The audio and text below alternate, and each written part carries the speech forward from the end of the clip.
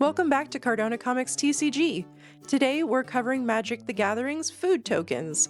We're going to see which tokens you would put in your deck and which ones you would chunk in the trash. Our first food token comes from the recent Teenage Mutant Ninja Turtles drop. It features a spread of sorts with what look like Cheeto Puffs and donuts.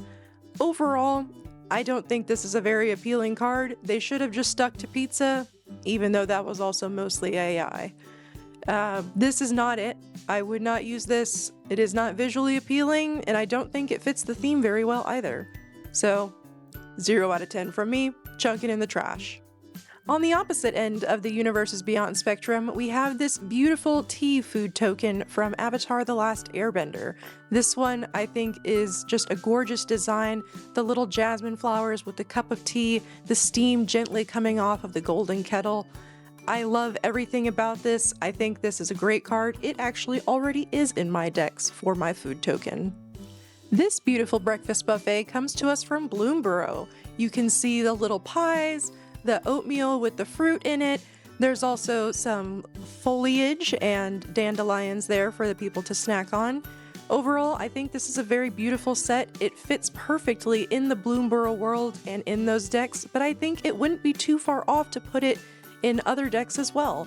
Any kind of fairy deck, elves maybe. You know, I think this is a very cute card that's not too cutesy. Next, we have the Final Fantasy food token that looks like possibly char siu or burnt ends. There's also some roasted kind of barbecue legs behind it. I think this is a very well composed card. I like that the eye draws you into that one plate, but there are other things to look at as well. This one I would definitely put in a deck. However, it wouldn't be my first choice, so keep it. It's not in the trash, but not first round draft pick. Now these next few food tokens come to us from Secret Lair, and I know that it's not accessible for everybody, but I wanted to include them because they are so beautiful.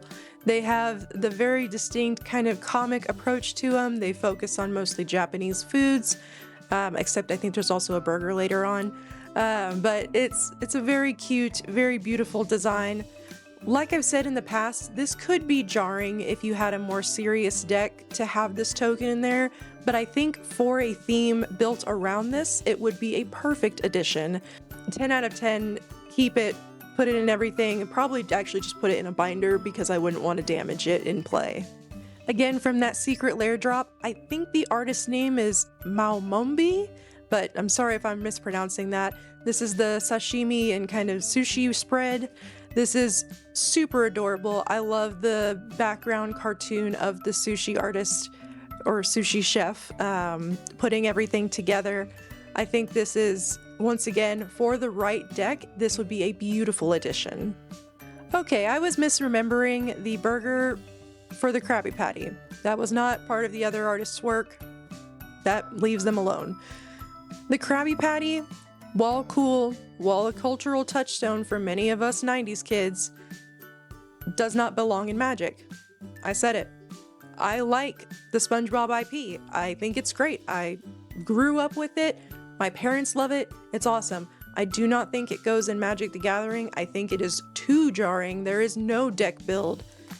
Except maybe if you wanted to do like a Deadpool thing that could take this seriously and use it. I think this is a purely collector's item, and that's okay. Maybe this wasn't the IP to pay for, Wizards. Just my opinion. Now this charcuterie board comes to us from the Lord of the Rings Tales of Middle-earth set. I cannot wait to see what new food tokens come out with the Hobbit set later this year. But it's beautiful. I love the jams, the muted brown tones, and just that pop of red with the jam. Very beautiful. This looks like a lovely second breakfast or tea time snack. I just want to be invited. This next promo food token goes out to all my heir apparent players out there, anyone with the bunny tribal decks. Big love to y'all. This was a Lunar New Year promo card, and it's super cute. I am very curious what the secondary price on this would be and how expensive it would be to put it in my collection. Again, the colors pop. It's a very cohesive design. The rabbits are realistic looking, but not so much so that it takes away from the picture. I would eat this all day long, but not the rabbits.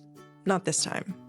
I added this Bosco Just a Bear card as a little sneak peek for the part 2 of this video, where we'll cover cards with actual food on them that are not food tokens. I love the dumplings on this Bosco card. I want to just pluck them right out of the card and eat them. This is giving very much the Studio Ghibli food vibe, where everything is delicious and delectable, and I wish it was real because it is illustrated so well. I had to throw in this last token because I personally have a foil version of it. It is the food token from Lord of the Rings that has Frodo wrapped up by Shelob. And I just think that this is such a clever way to make a food token and give a little wink to the audience, you know? I adore this card. I think it's great. And when you use it as a food token in play, as I have found, sometimes people are confused by what it is if they don't recognize it instantly. So props to the team for that. I hope we see more inclusions like that in the new Hobbit set. Thank you so much for coming with me today as we look at these beautiful food tokens. And if I missed any that are your favorites, drop them in the comments down below. I know I did mostly Universes Beyond, but those, in my opinion, just have the more visually appealing food, other than Ninja Turtles. But once again, I just want to say thank you so much. I appreciate you coming with me, and I look forward to seeing you in my part 2, where we're going to do magic cards with food on them that are not food tokens. See you then. Bye.